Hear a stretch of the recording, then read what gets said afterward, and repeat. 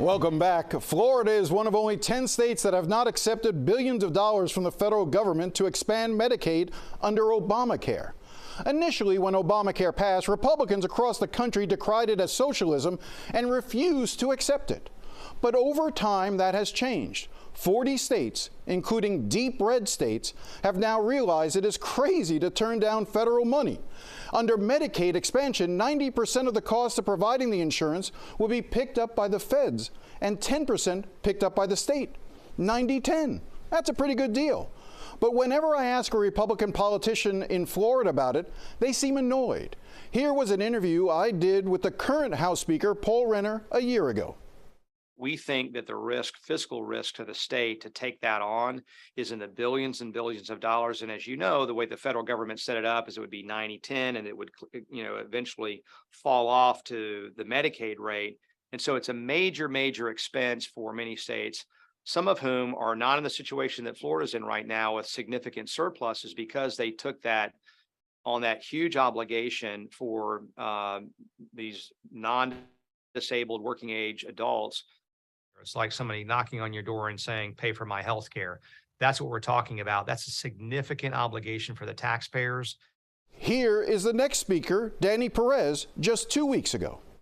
The topic of Medicaid expansion has been around for a while, Jim, and it's been litigated in the House many times and has never come to fruition. And I don't see that changing in the Florida House of Representatives. When we talk about Medicaid expansion, I think the term itself is so interesting. What does that truly mean? When we're talking about Medicaid expansion, we're expanding Medicaid potentially under that law, if it were to happen. We are expanding Medicaid to an able-bodied adult. And what's an able-bodied adult? That's a person like myself who's very blessed, very healthy, a 36-year-old man who has the ability to wake up, provide for themselves and their families. It just feels like there is a disdain for people who are working and struggling to make ends meet and who don't earn enough to pay for health insurance but aren't poor enough to qualify for Medicaid under the old system. In February, I interviewed the incoming Senate President, Sen Albritton. He at least seemed open to it. Let me just start with a premise of this. I am open-minded to the discussion.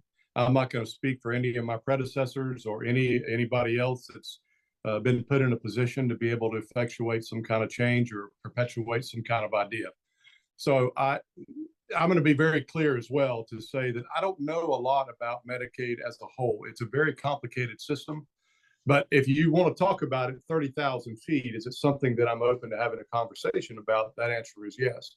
I'm also going to be clear, Jim, and not say once all the final perspective is understood, this is a magnitude 1 change. It's a big moving object, right? This idea of Medicaid expansion. Once I get to the end, we'll be thinking about this, working on it, understanding it, and then if we get to a place, the answer would be yes or the answer would be no. It'd be based on the factors I've arrived at that point. Now, the reality is that the best chance at making sure people do not die because they lack health care in Florida is likely through a constitutional amendment. That's how Floridians raised the minimum wage when legislators refused to do it, and that is how Floridians demanded the restoration of voting rights to felons who had paid their debt to society. And that is how the people of South Dakota, Maine, Missouri, Nebraska, and Oklahoma got Medicaid expanded, by passing a constitutional amendment. And there is a group now working here to do the same thing. I spoke to the campaign manager for Floridians Decide Healthcare, Jake Flaherty, who is hoping to get a constitutional amendment on the ballot in 2026.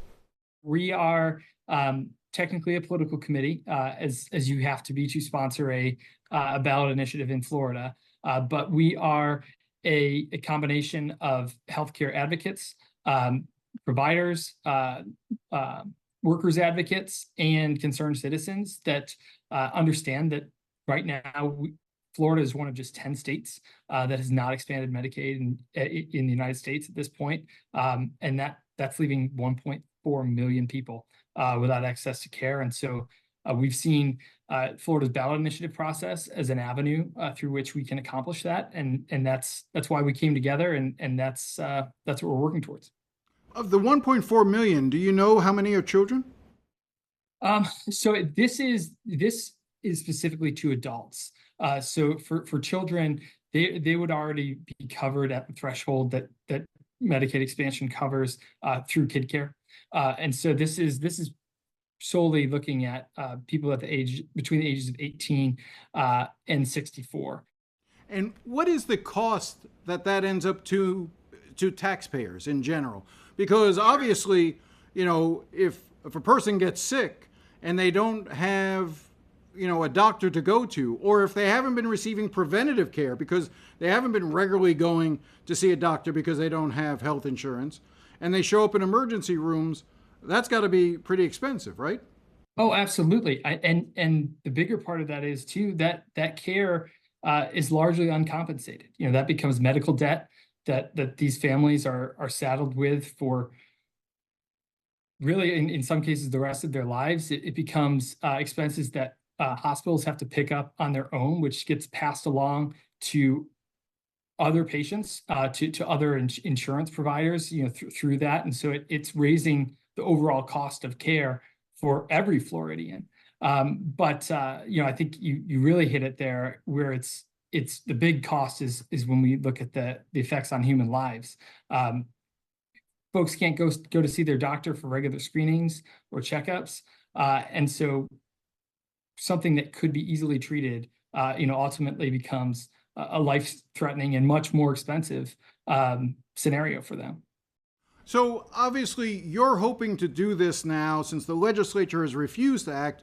You're going the constitutional amendment route. You're trying to get this in the Constitution in the same way that we saw a restoration of civil rights a number of years ago. We saw a minimum wage was placed on the constitutional amendment path, and that passed voters.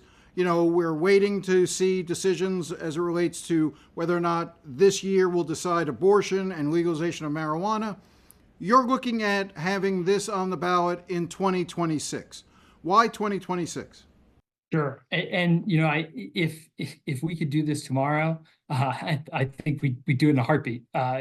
Again, Florida's in a healthcare crisis, and so this needs to happen as soon as possible. But the path to getting onto the ballot is a difficult one.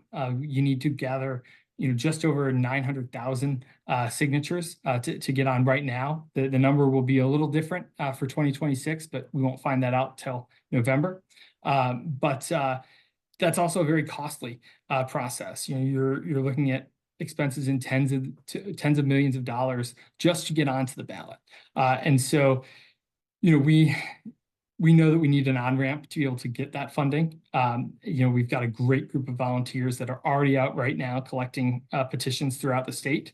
But we're going to have to pay to put some boots on the ground eventually here. And in order to do that, we need to make sure we have the time to get the funding necessary. The fact that Florida is one of just 10 states that hasn't expanded Medicaid, and again, let's be absolutely clear what we're talking about. We're talking about money that we send to Washington, that Washington is willing to send back to Florida, billions upon billions of dollars to cover people. What they would cover was 90% of the cost of insurance for individuals in Florida would be covered by federal tax dollars. The remaining 10%, and during the pandemic it went down to just 5%, would have to be covered by the state. At a time when the state has tremendous billions in surplus, it makes no sense, to a lot of people, that why they won't act. I mean, we talked earlier about how, name some of the states who have done this, had to do this through ballot initiative. I know South Dakota just recently did it. Other states as well. Who are some of the other states? Yeah, we've seen Nebraska, Oklahoma, Maine, Missouri, and South Dakota. In South Dakota, they were the most recent. They were in 2022, and I think it's worth noting that they voted for President Trump by a margin of 25%. So this is a bipartisan issue, and I think you hit the nail on the head. It's because it makes fiscal sense. This is our money. Floridians are owed this back from the federal government, and all we have to do to get it is say yes. And sort of to add to that, it's, you mentioned that we're in a state of surplus right now. This is actually good for our state budget. When you add in that increased federal match going up from that 60 cents to 90 cents on the dollar. And then you account for some of the cost savings that go along with that, like mental health and substance abuse programs that the state pays in full right now, but that Medicaid could cover. We actually would save as a state $200 million a year. So we'd have $200 million extra dollars to play with in our state budget just by expanding Medicaid. And that's not to mention we've got there's an extra $1.4 billion that come along as an ARPA incentive to expand as soon as we can. We'll be right back.